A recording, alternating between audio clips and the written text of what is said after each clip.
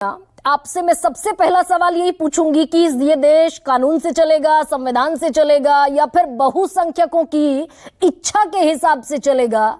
इस बयान को कैसे डिकोड करेंगे आप?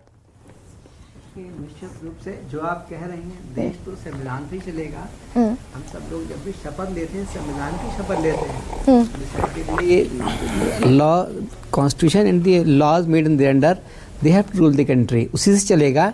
बयानों से किसी पे फर्क नहीं पड़ने वाला। आप निश्चिंत रहिए, जज फैसला करेंगे तो वही फैसला करेंगे जो लॉ कहेगा। संविधान से देश चलेगा, कानून से देश चलेगा। सर, क्या ये कि ये नादानी में दिया गया बयान है या फिर ये इंटेंशनली? अब जज साहब हैं, बाकायदा 34 साल का लीगल करियर है उनका, तो नादानी में कुछ तो नहीं कह गए होंगे कि देश बहुसंख्यकों के हिसाब से चलेगा? कठमुल्ले ऐसे शब्दों का भी इस्तेमाल करते दिखे जज साहब। मुझे लगता है संभवतः पब्लिकली उनको ये नहीं कहना चाहिए। हालांकि डिबेट तो यूसीसी पर थी और यूसीसी तो कॉन्स्टिट्यूशनल मैंडेट भी है आर्टिकल 44 में।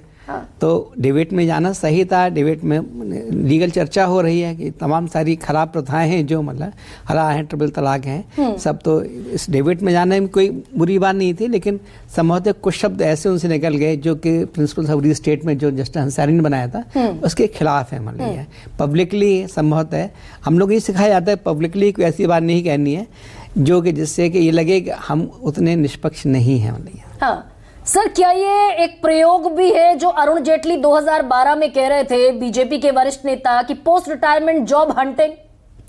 ये अभी कहना तो बहुत जल्दबाजी होगी, उनके रिटायरमेंट में काफ़ी टाइम है। ऐसा नहीं है। वो लगता है कि जोश में, उत्साह में, विश्व हिंदू परिषद की मीटिंग थी तो जोश में उनसे कुछ शब्द निकल गए। देखिए, जज जब भी बोलते हैं तो एक बैकग्राउंड मैटर कर देगा, किस बैकग्राउंड से लोग आते हैं, कहाँ पढ़े हैं, कहाँ लिखे हैं, क्या सोसाइटी में रही है, तो आइडियोलॉजी तो बनी जाती है। लेकिन जब फैसला करते हैं तो आप देखिए जजेस पिटिशनर का नाम तक नहीं जानते हैं। सुप्रीम कोर्ट में हम लोग एक्यूज ABC करके बहस करते हैं। तो ये ऐसा नहीं है कि जजमेंट्स से इफेक्ट होते हैं हमला, लेकिन कम से कम कौन परसेप्शन तो खिलाफ जा ही रहा है। लोगों में ये मैसेज जा रहा है कि क्या पता ऐसा ना हो कि वहाँ बदल जाए मतलब।